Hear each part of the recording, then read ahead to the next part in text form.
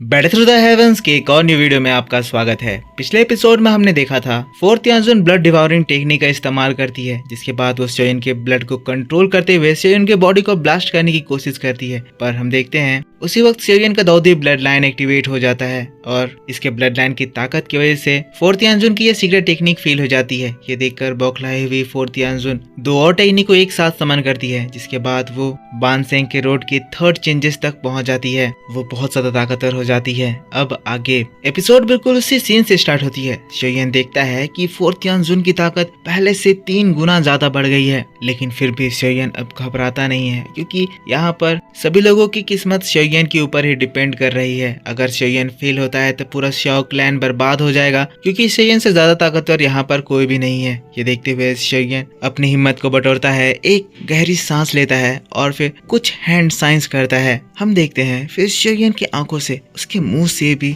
Grey flame बाहर निकलने लगता है। ये फ्लेम शोयन का 4 हेवनली फ्लेम की मर्जर वाला फ्लेम नहीं था, बल्कि ये शोयन का वो फेक हेवनली फ्लेम था जो कि शोयन ने बहुत पहले डिफाइन करा था, लाइफ ट्रांसफॉर्मिंग फ्लेम। भले इसके अंदर हेवनली फ्लेम जितनी ताकत नहीं है, पर इसका ऑरा भी बहुत ही ज्यादा पावरफुल है और शोयन इस ऑरा का इस्तेमाल फाइबरिंग फ्लेम एक्सपेलिंग टेक्निक को समन करने के लिए करता है। ये टेक्निक शोयन को तियानहाओ जुनजी ने दिया था, जो कि उनकी स्पेशल टेक्निक थी। अगले ही पल हम देखते हैं शोयन के समन करते ही उस जगह पर 5000 फीट के मैजिकल बीस्ट के स्पिरिट्स आ जाते हैं। शोयन की टेक्निक ये बहुत ज्यादा फैंसी लगती है। शोयन फिर से चिल्लाता है मर्ज, जिसके बाद ये जो मिस्टीरियस फॉर्मेशन था वो बहुत तेजी से घूमने लगता है। इससे वहां पर तेज आंधी चलने लगती है। फोर्थ यानजुन ने जो ब्लड से क्लाउड बनाया हुआ था वो भी शोयन की इस एनर्जी की वजह से फ्लक्चुएट करने लगता है। पर ये देखते ही जो फोर्थ यानजुन है वो चिल्लाती है, कहती है bloody evil sky demon palm, और वैसे ही उसके मुंह से खतरनाक ब्लड पिलर्स बाहर निकलने लगते हैं। अचानक से जो क्लाउड में ब्लड का अमाउंट था वो बहुत ज्यादा बढ़ जाता है,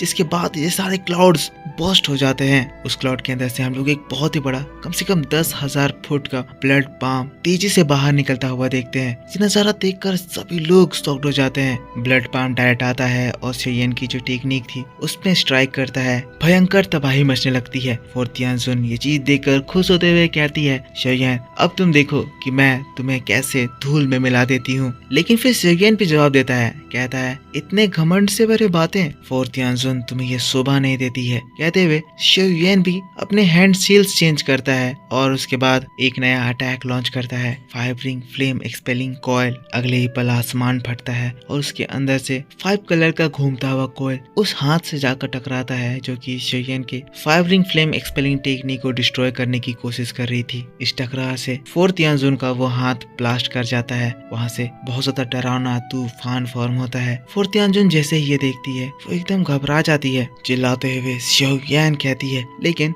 फिर उसे फील होता है कि शोयन तो उसके सामने नहीं बल्कि उसके पीछे आ गया है। फोर्थ यानजुन शोयन को सेंस भी नहीं कर पाई और वैसे ही शोयन अपना टियान class the skill great heaven creation palm फिर से उसके ऊपर लॉन्च कर देता है। फोर्थ यान जब ये देखती है उसे अपनी मौत सामने दिखाई देती है, लेकिन अभी भी उसके पास एक टेक्निक है। वो लाइटनिंग स्पीड से पीछे हटती है और अपना एक स्पेशल आर्मर समन करती है, ब्लड डीमन रोब। बस शोयन का ये जो टियान क्लास द स्किल था जैसे ही उसके उस डिफेंस से टकराता है, थोड़ी देर में उसमें क्रैक्स आने लगते हैं और अगले ही पल वो चीज डिस्ट्रॉय हो जाता है। फोर्थ यानजुन इस टेक्निक को इस्तेमाल करने के लिए बहुत ज्यादा ताकत लगा दी थी और शोयन ने जब इसको डिस्ट्रॉय करा तो वो खून की उल्टी करने लगती है। वो समझ जाती है कि शायद वो अब शोयन से नहीं जीत सकती है, इसलिए तुरंत ही पीछे हटते हुए भागने की कोशिश करती है। लेकिन शोयन उसको देखकर स्माइल करता है और फिर कहता है इतनी जल्दी भागने की कोशिश कर रही हो। वो तेजी से भाग रही थी तो शोयन अगले ही पल अपने हाथों को झटकता है और शोयन के पीछे उसके बड़े बड़े विंग्स बाहर निकल आते हैं। हाँ, ये विंग वही एंशिएंट हेवन फेनिक्स के विंग्स थे।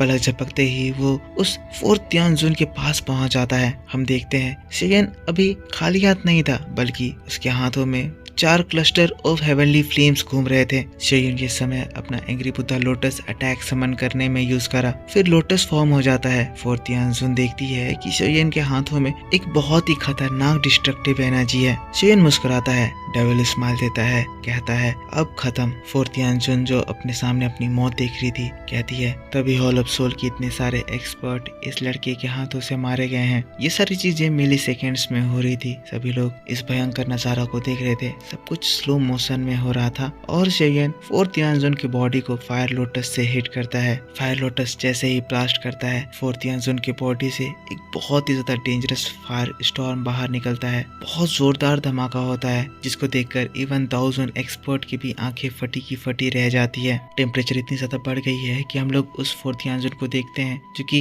एकदम देखने में लग रही थी जैसे तेज आंच में जल रही है, उसका शरीर पूरी तरह से जल गया था। यहाँ पर टेम्परेचर इतना ज्यादा बढ़ गया था कि अगल बगल का ये जो रॉक का माउंटेन है वो भी डिस्ट्रॉय होने लगता है, लेकिन पता नहीं कैसे फोर्थ यांजुन के शरीर में अगले ही पल बहुत सारे ब्लड का एक बबल क्रिएट हो जाता है। हाँ, फोर्थ यांजुन की बॉडी काफी ज्यादा जल गई थी पर अब ये बबल उसको इस खतरनाक टेम्परेचर से बचाने लगता है। जैसे ही शेयन ये देखता है, गुस्साता है, कहता है अगर मुझे प्रॉब्लम को फिक्स करना है तो उससे जड़ से उखाड़ना ही होगा। अगले ही पल शेयन अपने हैंड साइंस चेंज करता है और फिर एक और स्ट्रॉन्ग एनर्जी फोर्थ यांजुन के शरीर के पास पहुंच जाती है। जो ब्लड बबल फोर्थ यांजुन को बचा रहा था, इस एनर्जी से वो भी डिस्ट्रॉय होने लगता है और अगर ये चीज डिस्ट्रॉय हो जाता है तो फोर्थ यांजुन को यहाँ पर मरने से कोई नहीं बचा सकता था। लेकिन ये चीज फील करते हुए फोर्थ यांजुन तुरंत ही छटपटाते हुए अपने स्टोरेज रिंग से एक जेड टोकन बाहर निकालती है। दर्द से वो चिल्ला रही थी, चिल्लाते हुए उस टोकन को क्रश करती है। अगले ही पल उसी के पीछे एक टनल अपीयर होता है और एक बहुत तेज सक्शन फोर्स बाहर निकलती है जो कि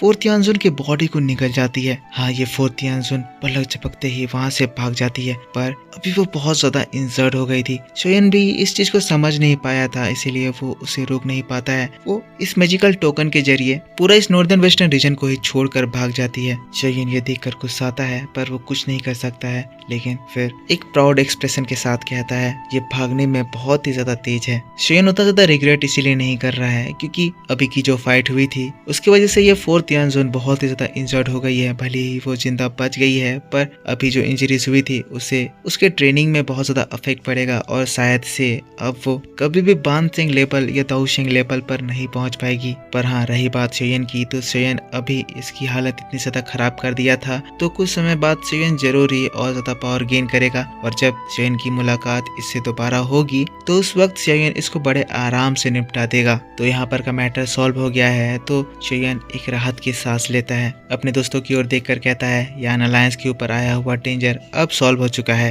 पर तभी उसकी नजर प्रोफाउंड लायन सेट के कुछ एक्सपर्ट पर जाती है जो कि अभी भी शेयन की आर्मी से लड़ाई कर रहे थे। अगले ही पल शेयन उनकी ओर उंगली करता है और उसके हाथों से शेयन के स्ट्रेंज फ्लेम बाहर निकलता है और वो उन प्रोफाउंड लायन सेट के एक्सपर्ट को लगता है और वैसे ही वो लोग जलकर वही जगह राख हो जाते हैं। शेयन की इस खतरनाक बिहेवियर को जैसे ही बाकी के एक्सपर्ट जो बच गए हैं देखते हैं, वो लोग भी डर के मारे वहां से इधर उधर भागने लगते हैं। अब जब उनका लीडर मर चुका है और हॉल ऑफ सोल की जो ये पावरफुल एक्सपर्ट यहाँ पर उन्हें बचाने के लिए आई थी तो वो भी जा चुकी है, तो अब उन लोगों का यहाँ पर रहकर मरने का कोई सेंस नहीं बनता है, इसीलिए वो लोग भी अपनी जान बचाकर भागने लगते हैं। हॉल ऑफ सोल के वो जो 1000 के 8 स्टार के एक्सपर्ट थे वो भी किसी तरह से लोगों का ध्यान बटाते हैं और तेजी से ब्लैक स्मोक में कन्वर्ट होकर भाग जाते हैं। बाकी लोग जो बच गए हैं वो घबराते हुए शेयन से कहते हैं अलायंस चीफ श्यो प्लीज दया दिखाइए, हम लोग यहाँ पर अपनी मर्जी से नहीं आए थे, हमें यहाँ पर फोर्स करके लाया गया था। ये सब लोग वो एक्सपर्ट हैं जो कि प्रोफाउंड लायन सेट के नहीं है, पर ये लोग प्रोफाउंड लायन सेट के साथ मिलकर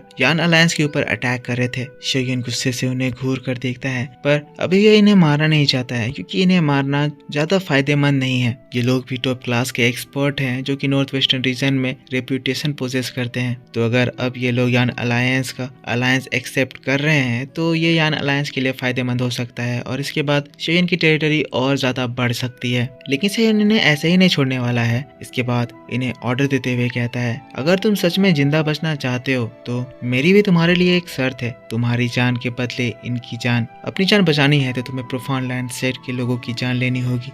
अगले ये पल जैसे ये लोग सुनते हैं तुरंत ही जो प्रोफाउंड लायन सेट के लोग बच गए थे उनके ऊपर पागलों की तरह वार करने लगते हैं। कुछ ही मिनट में प्रोफाउंड लायन सेट के जितने भी बाकी के एक्सपर्ट थे सारे मारे जाते हैं। नीचे से शाओडिंग जो ये सब कुछ देख रहा था स्माइल करते हुए कहता है ये लोग कितने ज्यादा सेमलेस हैं। हैं। इन लोगों का ये बिहेवियर जताता है कि कभी भी ये लोग अपनी साइड चेंज कर सकते हैं, पर क्योंकि अब इन लोगों ने प्रोफाउंड लाइन सेट के लोगों के ऊपर अटैक कर दिया है, तो फ्यूचर में दोबारा ये लोग प्रोफाउंड लाइन सेट के साथ तो नहीं ही मिल पाएंगे। प्रोफाउंड लाइन सेट यहाँ का एक बहुत ही बड़ा पावरफुल सेट था, तो अब इसका खतरा यान अलायंस के ऊपर से टल गया है और प्रोफाउंड लाइन सेट का जब लीडर मर गया है तो अब शायद ये पूरी तरह से खत्म भी हो जाएगा। पूरा मैटर यहाँ पर शांत हो जाता है। शेयन अपने दोस्तों के पास आ जाता है। सभी लोग शेयन को देखते ही शेयन की जय जयकार करने लगते हैं। काइलिन यानी कि क्वीन मेडुसा शेयन को देखती है, बहुत ज्यादा खुश थी, स्माइल करते हुए कहती है, शेयन तुम एक बार फिर से यहाँ के इकलौते हीरो बन गए हो। शेयन ने अभी जो कमाल करा था वो सच में बहुत ज्यादा काबिल तारीफ था। इस वजह से जो हू ब्रदर्स थे वो भी शेयन की तारीफ करने लगते हैं। कहते हैं, जूनियर पवेलियन चीफ, आपने सच में सभी के एक्सपेक्टेशन को एक्सीड कर दिया। आपने अकेले ही उस स्यूहे जुनजी को खत्म कर दिया। मैं आपको बताना चाहता हूँ कि इसका रेपुटेशन सेंट्रल प्लेन में बहुत ज्यादा था और ये